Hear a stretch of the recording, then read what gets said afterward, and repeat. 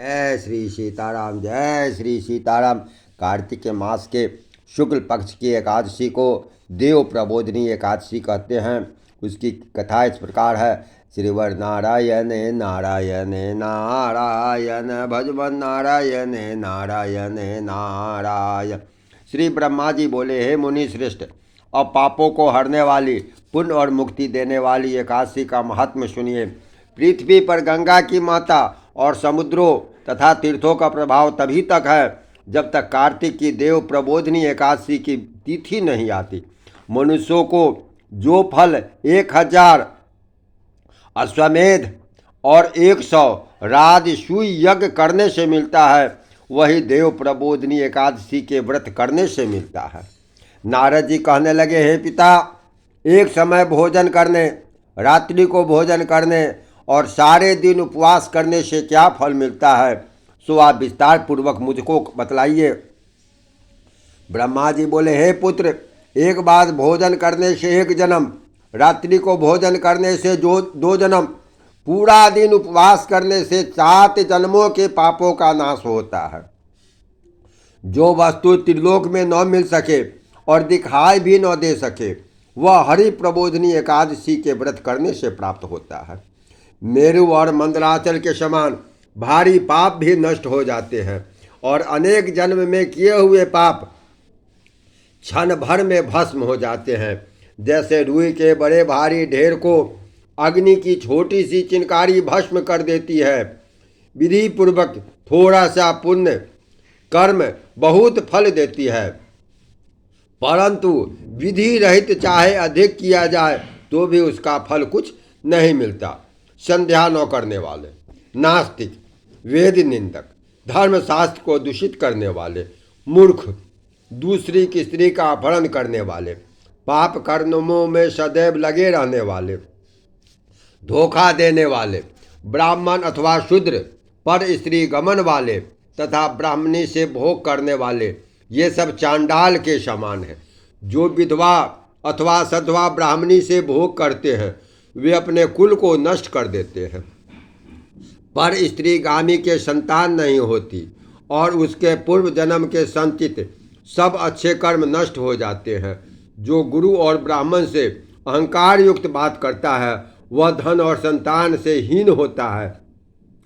भ्रष्टाचार करने वाला, चांडाली से भोग करने वाला, दुष्ट की सेवा करने वाला और जो नीच मनुष्य की सेवा करते हैं या संगति करते हैं, यह सब हरि प्रबोधिनी एकादशी के व्रत के प्रभाव से नष्ट हो जाते हैं। जो मनुष्य अपने मन में हरि प्रबोधिनी एकादशी के व्रत करने का संकल्प मात्र करते हैं, उनके 100 जन्मों के पाप नष्ट हो जाते हैं। जो रात्रि को जागरण करते हैं, उनके आने वाली 10,000 पीढ़ियाँ स्वर्ग में वास करती है। नरक के दुखों से छूटकर प्रसन्नता के साथ सुसज्जित होकर वे भगवान विष्णु के लोक को जाते हैं।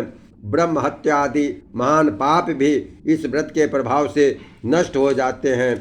जो फल समस्त तीर्थों में स्नान करने, गौदान, स्वर्णदान और भूमि का दान करने से होता है, वही फल इस एकादशी की रात्रि को जागरण करने से मिलता है।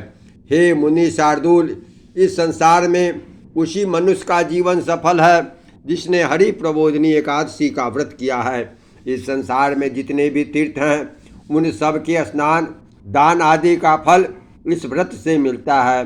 अतः और सर्व कर्मों का त्याग कर भगवान को प्रसन्न करने के लिए कार्तिक मास के शुक्ल पक्ष की देव उठावन एकादशी का व्रत अवश्य करना चाहिए। वही ज्ञानी, तपस्वी तथा जितेंद्रिय है। उसी को भोग तथा मोक्ष प्राप्त होता है जिसने हरि प्रबोधिनी एकादशी का व्रत किया है। यह भगवान विष्णु को अत्यंत प्रिय है। मोक्ष के द्वार को बतलाने वाली तथा उसके तत्व का ज्ञान देने वाली है। जिसने एक बार भी इसका व्रत किया, वह मोक्ष का अधिकारी हो जाता है।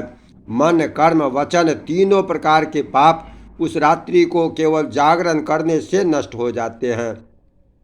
हरि प्रबोधिनी के दिन जो मनुष्य भगवान को प्रसन्न करने के लिए स्नान, दान, तप व यज्ञ आदि करते हैं, वे अक्षय पुण्य को प्राप्त होते हैं। हरि प्रबोधिनी एकादशी के दिन व्रत करने से मनुष्य के बाल, यौवन और वृद्धावस्था में किए हुए समस्त पाप नाश हो जाते हैं। इस एकादशी को रात्रि में जागरण करने का फल चंद्र ग्रहण, सूर्य ग्रहण के समय स्नान करने से 1000 गुना अधिक होता है। अन्य कोई पुण्य इस पुण्य के समान सामने व्यर्थ है। जो मनुष्य प्रबोधिनी का व्रत नहीं करते उनके सब पुण्य व्यर्थ हैं। अतः हे नारद, तुमको भी विधि पूर्वक यत्न के साथ इस व्रत को करना चाहिए। जो कार्तिक मास में धर्म परायण होकर अन्न नहीं खाते उन्हें चंद्रायन व्रत का फल प्राप्त होता है। कार्तिक मास में भगवान दान आदि से इतने प्रसन्न नहीं होते जितने शास्त्रों की कथाओं के सुनने से होते हैं। कार्तिक मास में जो भगवान विष्णु की कथा का एक या आधा श्लोक भी पढ़ते, सुनते या सुनाते हैं उनको 100 गायों के दान का फल मिलता है। अतः अन्य सब कर्मों को छोड़कर कार्तिक मास में भगवान के सम्मुख बैठकर भगवान की कथा पढ़नी या सुननी चाहिए। जो कल्याण के लिए कार्तिक मास में भगवान श्री विष्णु हरि की कथा कहते हैं वे सारे कुटुंबों का क्षण मात्र में उद्धार कर देते हैं। शास्त्रों की कथा कहने और सुनने से 10,000 यज्ञों का फल प्राप्त होता है। साथ ही उनके सब पाप नष्ट हो जाते हैं। जो नियम पूर्वक हरि कथा सुनते हैं वे 1000 गोदान का फल पाते हैं। भगवान विष्णु के जागने के दिन जो भगवान की कथा सुनते हैं वे 7 द्वीपों समेत पृथ्वी के दान करने का फल पाते हैं। जो मनुष्य भगवान की कथा को सुनकर वाचक को अपने सामर्थ्य के अनुसार दक्षिणा देते हैं उनको सनातन लोक मिलता है। ब्रह्मा जी की बात सुनकर नारद मुनि ने कहा, भगवान, एकादशी के व्रत की विधि हमसे कहिए और कैसा व्रत करने से क्या फल मिलता है वह भी विस्तार पूर्वक समझा कर कहिए।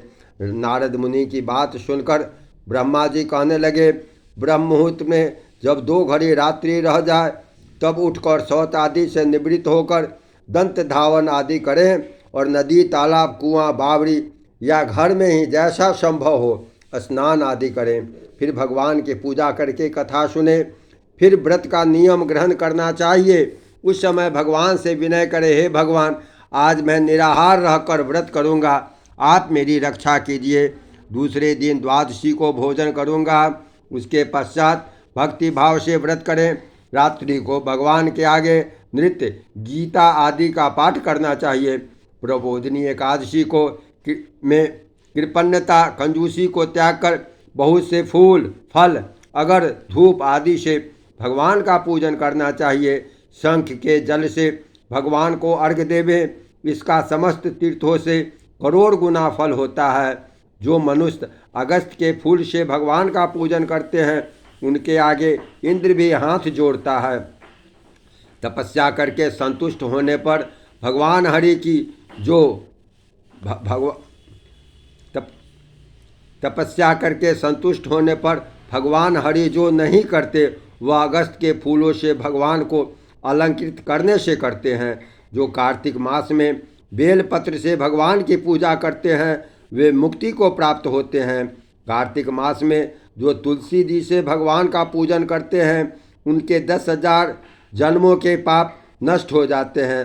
तुलसी दर्शन करने, स्पर्श करने, कथा कहने, नमस्कार करने, स्तुति करने, तुलसी रोपण, तुलसी जल से सिंचन और प्रतिदिन पूजन सेवा आदि करने से हजारों करोड़ युग पर्यंत विष्णु लोक में निवास करते हैं। जो तुलसी का पेड़ लगाते हैं उनके कुटुंब में उत्पन्न होने वाले प्रलय काल तक विष्णु लोक में निवास करते हैं। हे मुनि, रूपी हुई तुलसी जितनी जड़ों का विस्तार करती है उतने ही 1000 युग पर्यंत तुलसी रोपण करने वाले सुकृत का विस्तार होता है। जिस मनुष्य की रोपण की हुई तुलसी की जितनी शाखा, प्रशाखा, बीज और फल पृथ्वी में बढ़ते हैं उसके उतने ही कुल जो बीत गए हैं अथवा जो बीतेंगे 2000 कल्प तक विष्णु लोक में निवास करते हैं। जो कदम के फूलों से भगवान विष्णु का पूजन करते हैं वे कभी यमराज को नहीं देखते। जो गुलाब के फूलों से भगवान का पूजन करते हैं उन्हें मुक्ति मिलती है। जो वकुल और अशोक के फूलों से भगवान का पूजन करते हैं वे सूर्य चंद्रमा के रहने तक किसी प्रकार का शोक नहीं पाते। जो मनुष्य सफ़ेद या लाल कनेर के फूलों से भगवान का पूजन करते हैं उन पर भगवान अत्यंत प्रसन्न रहते हैं। और जो भगवान पर आम की मंजरी चढ़ाते हैं वे करोड़ों गौ के दान का फल पाते हैं। जो दूब के अंकुर से भगवान की पूजन करते हैं वे 100 गुना पूजा का फल पाते हैं। जो शमी के पत्र से भगवान की पूजन करते हैं उनको महाघोर यमराज के मार्ग का भय नहीं रहता। जो भगवान का चंपा के फूलों से पूजन करते हैं वे मनुष्य फिर संसार में नहीं आते। जो मनुष्य केतकी का फूल भगवान पर चढ़ाते हैं उनको करोड़ों जन्मों के पाप नष्ट हो जाते हैं। जो पीले लाल रंग के कमल के फूलों से भगवान का पूजन करते हैं उनको श्वेत द्वीप में स्थान मिलता है। इस प्रकार रात्रि को भगवान का पूजन कर प्रातःकाल होने पर उठकर नदी पर जाएं, वहां स्नान जप और प्रातःकाल के कर्म करके घर पर आकर विधि पूर्वक भगवान के शव का पूजन करें। व्रत की समाप्ति पर विद्वान ब्राह्मणों को भोजन करावें और दक्षिणा देकर क्षमा याचना करें। इसके पश्चात भोजन गौ और दक्षिणा देकर गुरु का पूजन करें। ब्राह्मणों को दक्षिणा देवे और जो चीज़ व्रत के आरंभ में छोड़ने का नियम किया गया था वह ब्राह्मणों को दें। हे राजन, रात्रि में भोजन करने वाला मनुष्य ब्राह्मणों को भोजन करावे, स्वर्ण सहित बैल का दान करे। जो मनुष्य मांसाहारी नहीं है वह गौ का दान करे। आंवले से स्नान करने वाले मनुष्य को दही और शहद का दान करना चाहिए। जो मनुष्य फलों को त्यागे वह फलों का सेवन करे। तेल छोड़ने से घी छोड़ने से दूध, अन्न छोड़ने से चावल का दान करना चाहिए। जो भूमि शयन का व्रत करते हैं उनको सज्जादान, तुलसी सब सामग्री सहित देना चाहिए।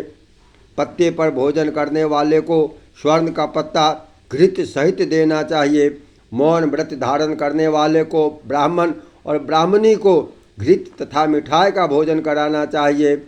बाल रखने वाले को दर्पण, जूता छोड़ने वाले को 1 जोड़ा जूता, लवन त्यागने वाले को शर्करा दान करनी चाहिए।